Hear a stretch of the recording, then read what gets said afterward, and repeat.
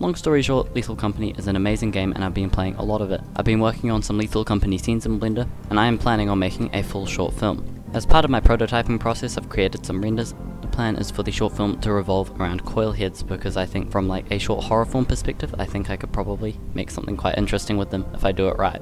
This Backrooms thing is a kind of interesting idea, but it's more of a placeholder thing I created. I plan on actually making a Lethal Company style environment for the short film. I'll talk you through my process for kind of creating the aesthetic that I am going for with these things. So I hope you can learn something useful from this. Let's get right into it. Let's start with how the environment is constructed. Essentially, it's made of a bunch of building blocks. We've just got these wall pieces that are instanced all over the place. In some of them, there's this kind of foundation piece that goes along the walls, and some of them there isn't, and I decided to kind of go for that. It's probably a little bit thick. I probably could have afforded to kind of down this sort of level, and it would have looked fine. Got a very simple texture that's over top of it, which is just using built-in Blender stuff. We've just got a noise texture. You can copy these settings if you want. And it's basically mirroring. We've got a kind of like rough carpet here. The texture of it itself isn't that important. Honestly, like the textures are like, they just need to have implied detail for the most part. They're not actually going to be like seen super clearly, as you can see in the render. Like the lighting is very moody, but pretty minimal. There's so many post-processing effects which we can apply over top to kind of minimize how much detail we're forced to do.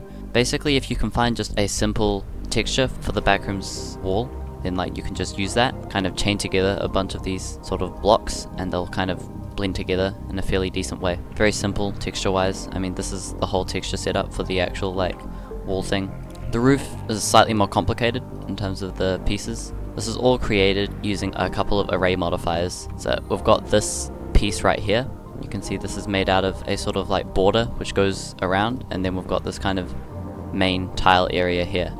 But yeah, basically this kind of grid tile pattern is what you want to go for Backrooms roofs usually. But we've got two of these tiles kind of designated as lights, and so when we put the array modifier on, you can see that we get this sort of pattern where the lights get duplicated in a constant place, like along all of these roof tiles. And it's a very simple pattern, but once you're actually inside and you've got kind of dynamic walls around, like the whole thing looks actually pretty cool, and it's all fairly inconsistent looking, and these will just kind of light the place naturally for you. And once you chuck in some volumetrics, you get this kind of moody look as well. The big one is this volumetric which is in the scene. You can see the difference that this is going to make if I hide it.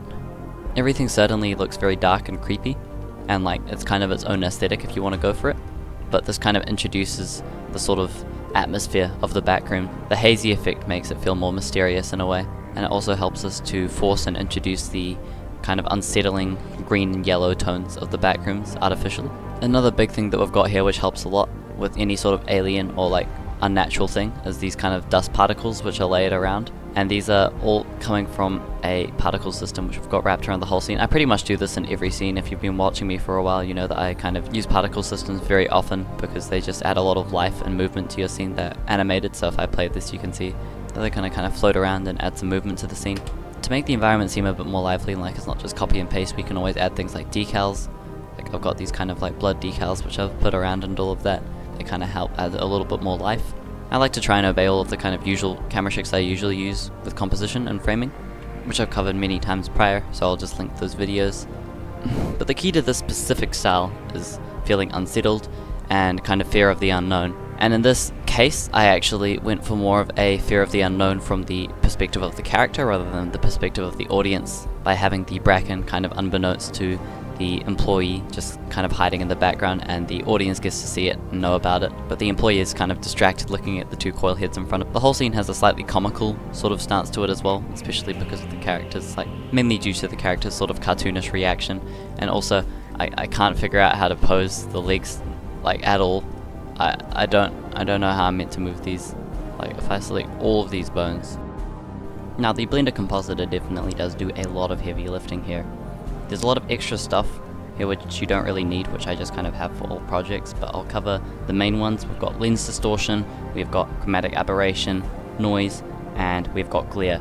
Alright, the glare node basically adds bloom, and if we take that out of the equation, we essentially just get left with next to no bloom.